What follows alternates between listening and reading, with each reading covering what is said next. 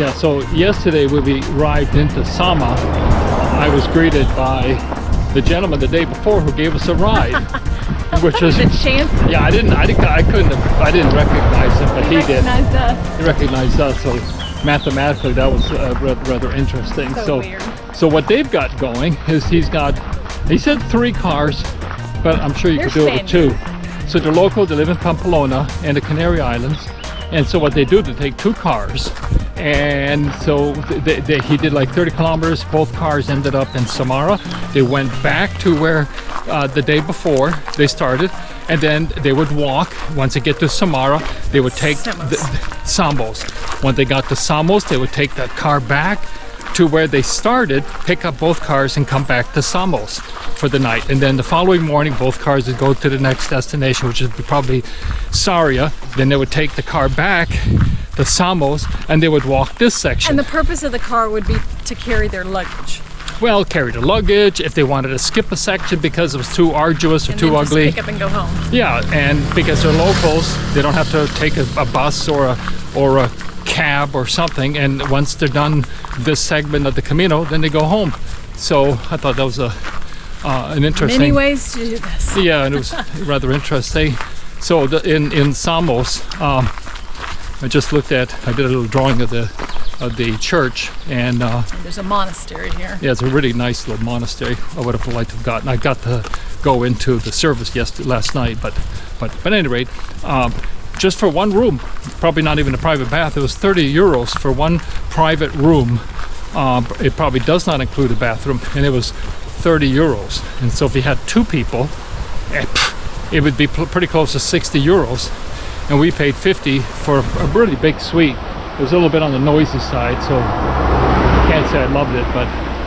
there's a road that runs right through that town. Yeah, you almost have everything is like right on the road. Yeah, you almost have to avoid hotels that are on the main road. Or if you know that it's on a busy road, ask for an interior room. Yeah. It's like, forget that you're getting a view. Yeah, I would say just so. Just get an interior room. So yeah, because it's too late. Yeah, it's too late to.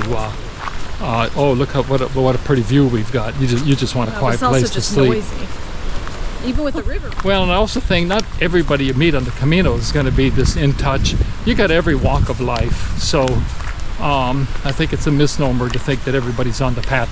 And it feels like the closer we get to Santiago, it's almost like the more secular it's getting. It's like, because after Sarria, which is where we're going to be tonight, it's 100 kilometers to Compostela, Santiago, and you can get your certificate if you complete the last 100 kilometers. So that's where we talked yesterday about bukus of people are going to be on the trail, and so it's going to be probably really difficult to connect when you just have it's a little overwhelming. I'd like to say something about that, though. It's not the job of the Camino or what you're doing here to keep you connected to your purpose, just like in life. It's staying connected to what's inside of you. It's kind of like, I just read something from Rumi, and it said something to the effect of, you're looking from room to room for the diamond necklace that was around your neck the whole time. And so when we put our focus outward and external, but something's supposed to be happening out here, or it's not happening out there, it's really in here. So I think an internal focus is what I kind of feel like the next few days is going to require for me, because it is going to get more frenetic. There's going to be more people, and you know, I want to stay with the program. I want to stay with the work. Well, and so I thought about it like, it's a little bit like the optimism of marriage. You finally meet your life partner. Hopefully that's why you got married. And so you start this journey, you got the perfect person, and you start this journey in life, and you got all this optimism and euphoric, and you had the wedding and the beginning of the Camino. You're meeting all these cool people, everybody's really open, and oh, what are you here for? And so as the days go by, and it's like almost one day is like a year, then the reality starts to kind of set in about, well, this is a bit on the drudgery, this is hard, This is sometimes just physical exertion getting through the day. And so I would probably say that as we're getting closer, I feel a little bit less physically challenged, but I can feel that the reality of coming back to myself is not necessarily the pure self, but it's more like, man, I just don't think you're going to have this huge, big transformation out here. I think whatever it's a small. I think whatever you learn out here, though, it's not default for you yet. And so, if you want that to be default, you must choose it over and over and over and over again in every moment until it is default. Because otherwise, it's just going to be another experience. You go home and you don't. You haven't taken. You haven't taken it and learned anything. Yeah. So that's what I think. Well, and I think that's no different from anything that you're trying to learn. Well, the fact is, we will go back to a regular life, and we will have the regular challenges, the regular business dealings, the regular people, our sons to deal with, and that's going to, put you bang slap into the reality of it's not like, oh, we're on the Camino, everybody's at peace and love, and at any rate, I'm somewhat. Camino isn't all peace and love. I mean, no, sometimes it's not. Hard lessons, that. I mean, I've had a couple of lessons out here that, well, it's like, oh shit, there's still that. I don't want to deal with that anymore, and so, well, what's really at the core of that, and how do I choose to respond differently? And I have to do it every single time until again, that's my default of how I respond to those old voices, those old things that I just don't want to carry around anymore. Yeah, and then I would probably piggyback upon that as, okay, so in life, certain interactions just don't work. And so the objective is to avoid getting for me to avoid getting into those types of, for example, don't get into a business interaction where you're dependent on the honesty and the integrity of another person. You give them your money, and now you have to worry and wonder, will they ever return it? And so that's an example of don't create those types of relationships where you've got anxiety. There are other ways, in an investment and in real life, to go about setting your life up so you have the least amount of potential stress. And so I think that's going to be more what I'm going to be looking at.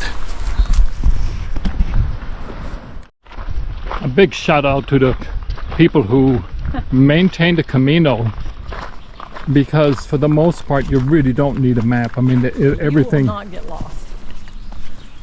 Everything is so well signed. I think there's just been a few occasions that we weren't sure about, and those occasions, one of them, I think it was Logroño, was easy enough because even though there's like 5 or 10 different paths going through this wooded area, they all ended up kind of dumping in the same place. So, but yeah, I mean, a lot of respect to the people who are busy maintaining. It's a well-oiled machine.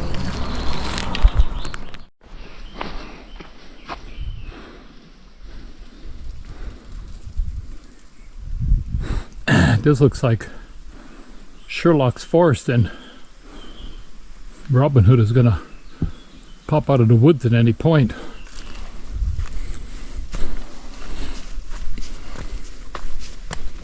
We just left Samba about, 20 minutes. Now it's possible that this section of the trail is hundreds and hundreds of years old.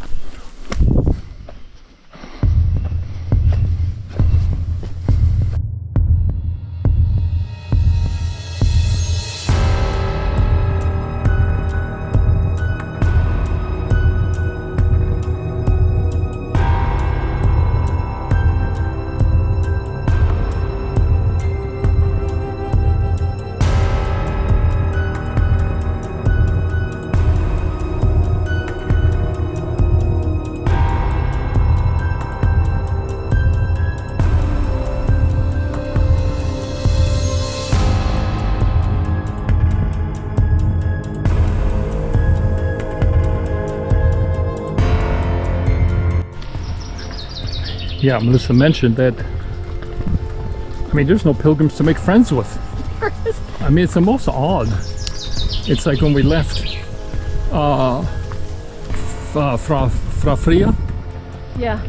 It was a lot. There are tons of people. It's like almost too many. And Compostela. Then it split off in two directions, and we didn't see one pilgrim the entire way. Yeah, and it was hard. It was long. It was a long day. It was long, and now there's nobody either. And I'm like, where are all the pilgrims? So weird. Well, it's it's getting on to 2 o'clock. That's true, but Yeah. we just saw a whole bunch back in that town, and they were like walking. Well, so where did they I go? think they're arriving. I think they just got there Oh, maybe. because they were checking the doors for the albergues to open. So people do get there early. So it is without a doubt people, especially in Galicia, that there are no reservations in the municipal albergues. And looking at some of them, they're really cool. Some of the albergues are in monasteries and old churches and stuff. So it's probably kind of a cool experience to. I mean, I'm sure they're humble accommodations, but you're still in really neat multi-century old churches or monasteries or convents. But this is just a simple, pleasant walk.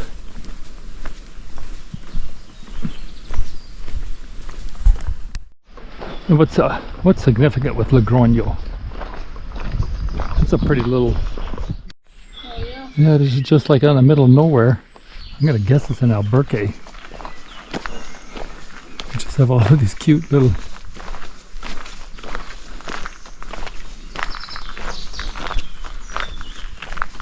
The bottom of the store. Well, it's a pension with a bar. It's just not open right now. There's Emerson with his backhoe. Huh. At least this is Galicia. It's very pretty.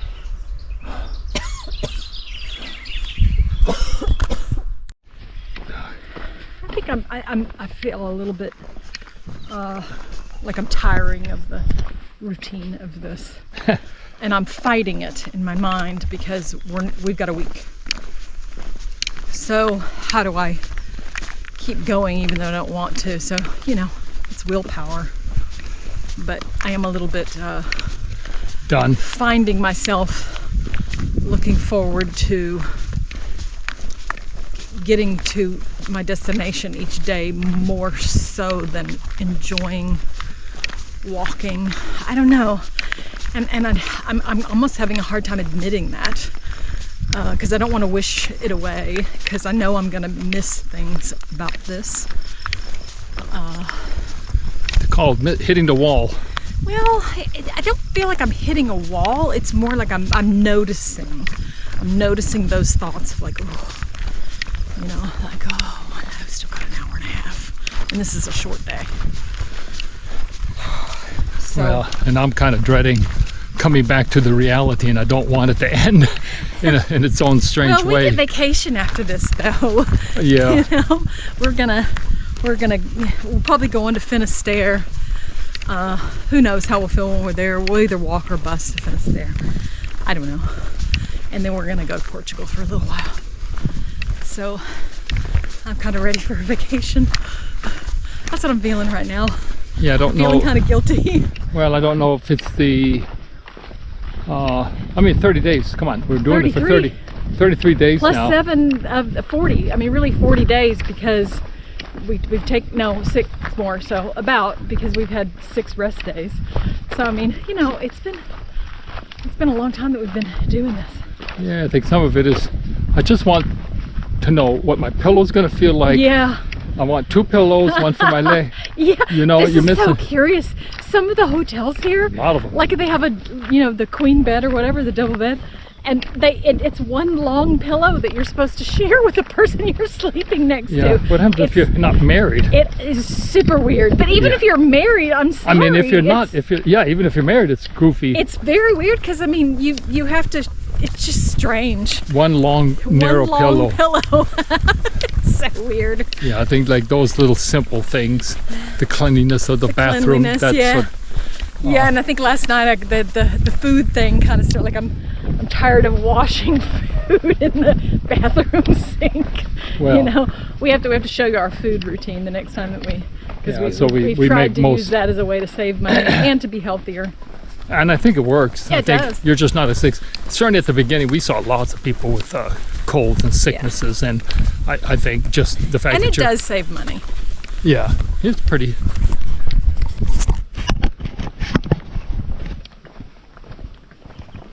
Oh.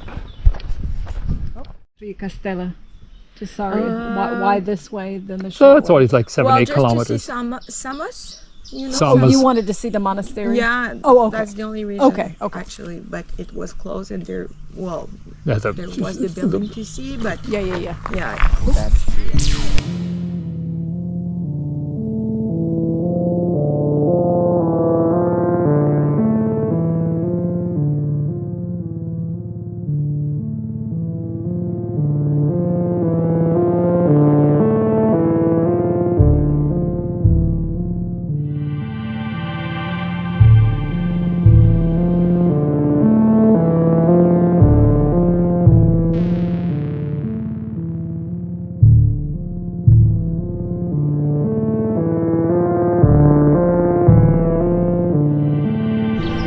Interesting. oh boy. Caterpillars.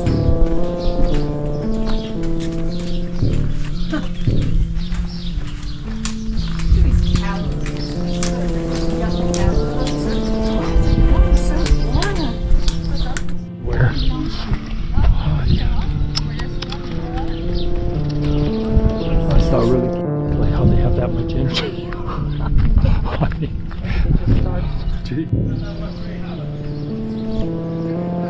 Three little, I think that's the mama, and two little baby storks up on that. They're pretty close to getting ready to fly. Almost the same size as mama. Unless that's three babies.